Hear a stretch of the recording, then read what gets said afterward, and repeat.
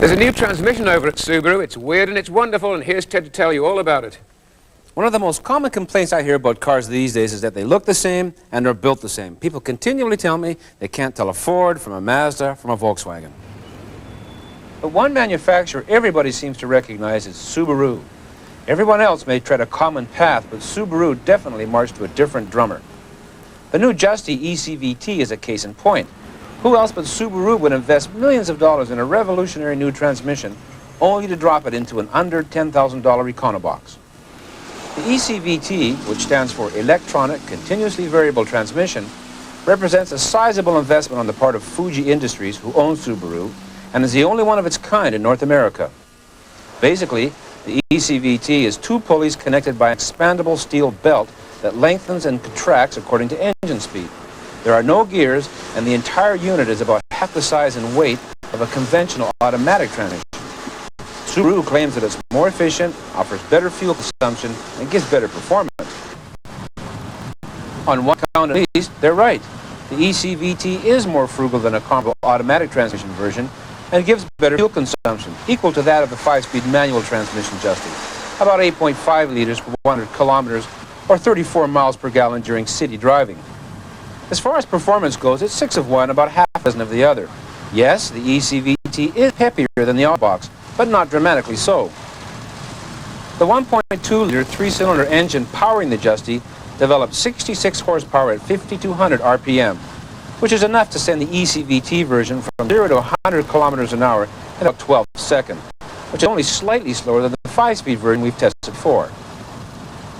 Driving the ECVT is kind of anticlimactic. The technology involved is undeniably fascinating, but the end result is a small car that is quite uninteresting to drive. At the best of times, the Justy is A to B transportation, and with the ECVT, it's even more so. There is no sensation of shifting and no selection of gears. You just put it into drive and off you go. There is a lower gear, DS, but it's almost useless.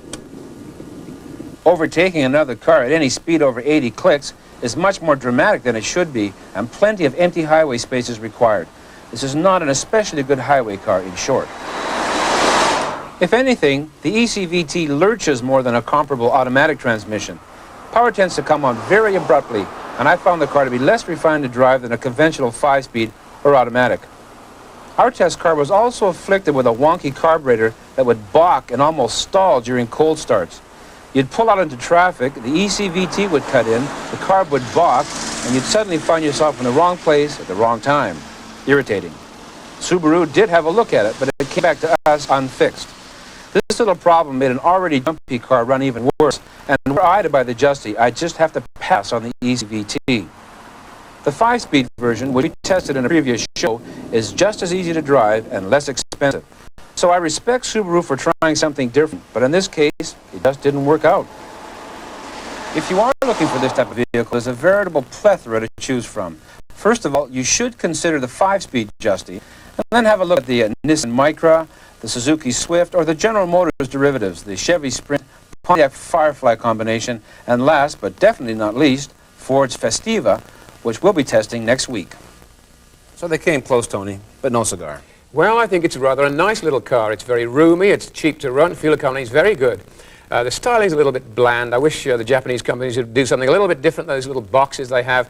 Now, as far as the transmission goes, I must say that I admire Subaru for having a go with this. It's something very new, and I think it works quite well, and it's a bold step. And by the way, the DS mode does work. It gives you a few more revs. It does work, but barely so. It's only one. I can't even call it another gear. It's sort of like stepping down it. Yeah, you're right, it does work, but it's almost useless. I mean, the transmission itself, why go through so much time and effort and money to make something that's basically useless? I can't agree with that. I think that if we took that attitude to cars and motor vehicles generally, there'd be no disc brakes, there'd be no twin-cam engines, there'd be nothing, none of these advancements if we just said, oh, well, don't try these new ideas. Well, okay, and by that logic, let's bring back the Edsel and the Tucker. I mean, let's have revolving headlights when the car goes around the corner. I do like the car. Don't get me wrong. Nothing wrong with this car, but it's just 5-speed version is much better. Well, I think this transmission works very well. It's a great improvement on the original design. It sounds like very, very rugged and it'll last a long time. Oh, sure, no problem. I don't doubt for a minute that this will last the life of the car.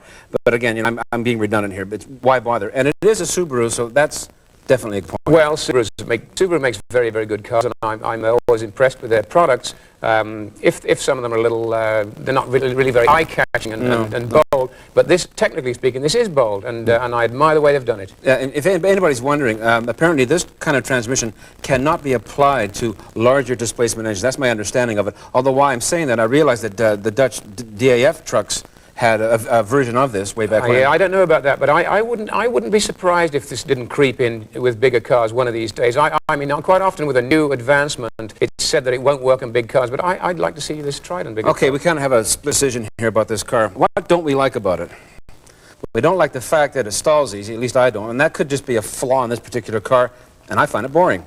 We do like about it is that it gives good gas mileage, it's quite roomy inside considering the car, and yeah, it's a bold concept, if kind of useless. Okay, we're going to